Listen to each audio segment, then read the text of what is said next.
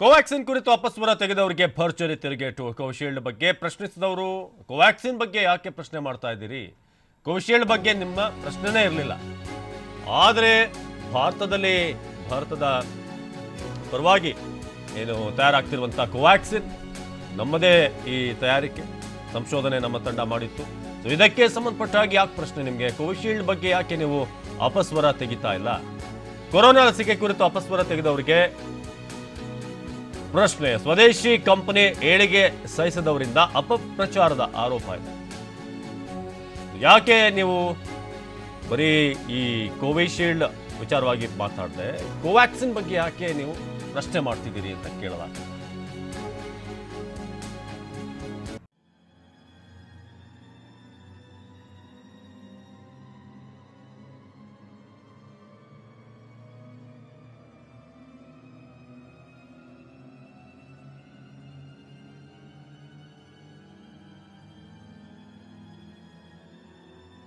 ಭಾರತದ ವಿಜ್ಞಾನಿಗಳು ಒಂದಲ್ಲ ಎರಡೆರಡು ಮೇಡ್ ಇನ್ ಇಂಡಿಯಾ ವ್ಯಾಕ್ಸಿನ್ ಸಿದ್ಧಪಡಿಸಿದ್ದಾರೆ ಅಂತ ಪ್ರಧಾನಿ ಮೋದಿ ವಿಜ್ಞಾನಿಗಳನ್ನ ಶ್ಲಾಘಿಸಿದ್ರು. भारत के वैज्ञानिकों ने एक नहीं दो made in India Covid vaccine विकसित करने में सफलता पाई है.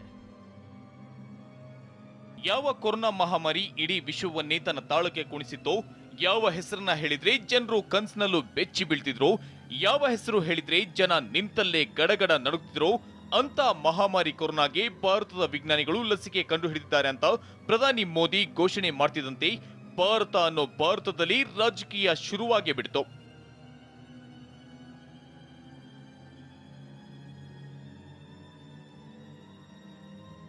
ಮೋದಿ ಲಸಿಕೆ ಕುರಿತು ಘೋಷಣೆ ಮಾಡ್ತಿದ್ದಂತೆ ಸಮಾಜವಾದಿ ಪಕ್ಷದ ನಾಯಕ, ಉತ್ತರ ಪ್ರದೇಶದ ಮಾಜಿ ಸಿಎಂ ಅಖಿಲೇಶ್ ಯಾದವ್, ಇದು ಬಿಜೆಪಿ ವ್ಯಾಕ್ಸಿನ್, ಇದನ್ನ ನಾನು ಹಾಕಿಸಿಕೊಳ್ಳೋದಿಲ್ಲ ಅಂದ್ರು. देखिए मैं तो नहीं लगवाऊंगा अभी वैक्सीन, मैंने अपनी बात कह दी और वो भी बीजेपी लगाएगी उसका भरोसा करूंगा मैं? अरे जाओ भाई, अरे अपनी सरकार आएगी सबको फ्री वैक्सीन लगेगी, हम बीजेपी का वैक्सीन नहीं लगवा सकते. ಇದಕ್ಕಿಂತ ಕುಚೋದ್ಯ ಅಂದ್ರೆ ತುಂಬಾ ತಿಳುವಳಿಕೆ ಇರೋ ರಾಜಕಾರಣಿ ಅಂತ ತಿಳಿಯಬಹುದಾದ ಕಾಂಗ್ರೆಸ್ ಸಂಸದ ಶಶಿ ತರೂರ್ ಕೋವ್ಯಾಕ್ಸಿನ್ ಇನ್ನೂ 3ನೇ ಹಂತದ ಪ್ರಯೋಗದಲ್ಲಿದೆ, ಇಂಥ ಹೊತ್ತಲ್ಲಿ ಲಸಿಕೆ ಬಳಕೆಗೆ ಅನುಮತಿ ನೀಡಿರೋದು ಡೇಂಜರ್ ಅಂತ ಟ್ವೀಟ್ ಮಾಡಿ ತಮ್ಮ ಬೇಳೆ ಬೇಯಿಸಿಕೊಳ್ಳಲು ಮುಂದಾಗಿದ್ರು.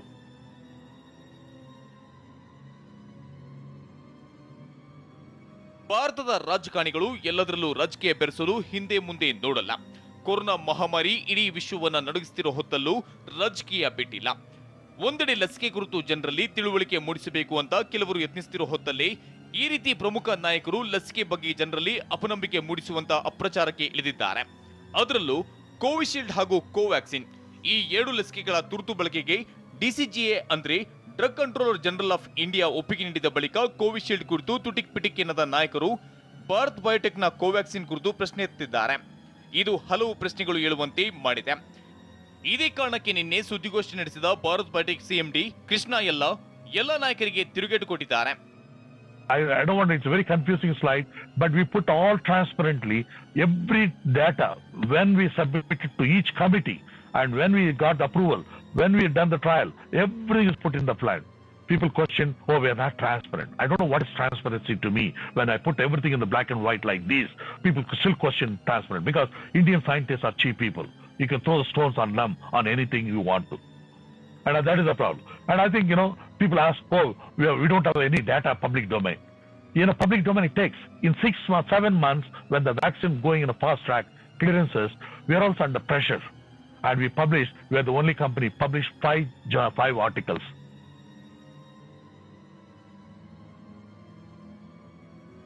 ಕೋವ್ಯಾಕ್ಸಿನ್ ಬಗ್ಗೆ ಇವರೆಲ್ಲ ಪ್ರಶ್ನಿಸ್ತಾರಲ್ಲವೇ? ಹಾಗಿದ್ರೆ ಇವರು ಆಕ್ಸ್ಫರ್ಡ್ ಮತ್ತು ಆಸ್ಟ್ರಾಜೆನಿಕಾ ಕಂಡು ಹಿಡಿದಿರೋ ವ್ಯಾಕ್ಸಿನ್ ಬಗ್ಗೆ ಯಾಕೆ ಪ್ರಶ್ನೆ ಮಾಡ್ತಿಲ್ಲ?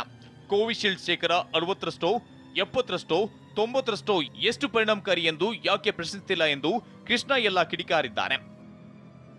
Some local company in recent press release yesterday in the news, they said, oh, safety is like a water of other companies. Only 2 or 3 companies have done efficacy. Other vaccine is like a water. Safety is like a water. And I want to deny that. I want to say that, it hurts us as a scientist. We work 24 hours That's what they deserve. We deserve that type of bashing from the people? No. I'll tell you very simple. I've asked a simple question on UK trial, clinical trial. You ask a question UK AstraZeneca clinical trial, whether 60%, 70%, 90%. Which one is the clinical trial efficacy of that country? Nobody knows.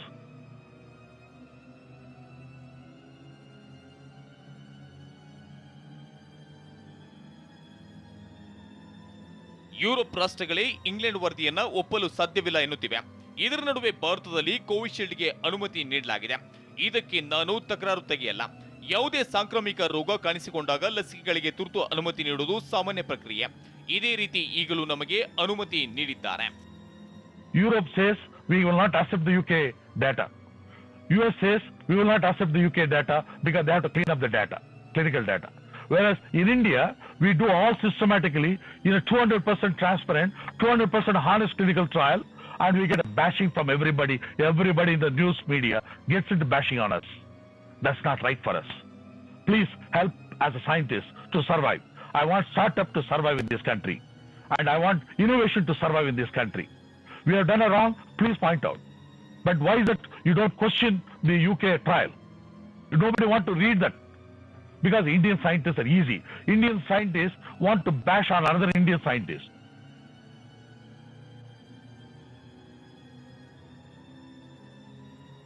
ಇಷ್ಟೆಲ್ಲ ಹೇಳಿದ Bharat biotech CMD Krishna ಎಲ್ಲ ನಾನೇನಾದ್ರೂ ತಪ್ಪಾಗಿ ಮಾತನಾಡಿದ್ರೆ ಕ್ಷಮೆ ಇರಲಿ ಅಂತ ಹೇಳಿದ್ರು. ಅಲ್ಲದೆ ಈ ರೀತಿಯ ರಾಜಕಾರಣದಿಂದಾಗಿ ಒಬ್ಬ ವಿಜ್ಞಾನಿಯಾಗಿ ಎಷ್ಟು ನೋವಾಗುತ್ತೆ ಎಂದು ತೋರ್ಪಡಿಸಿಕೊಂಡ್ರು.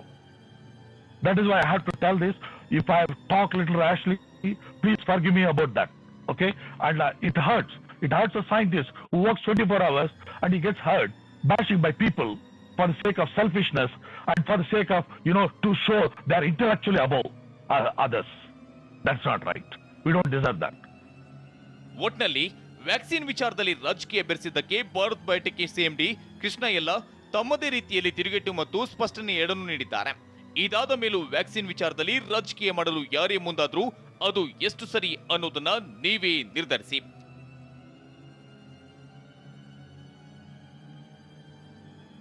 Bureau report, TV9.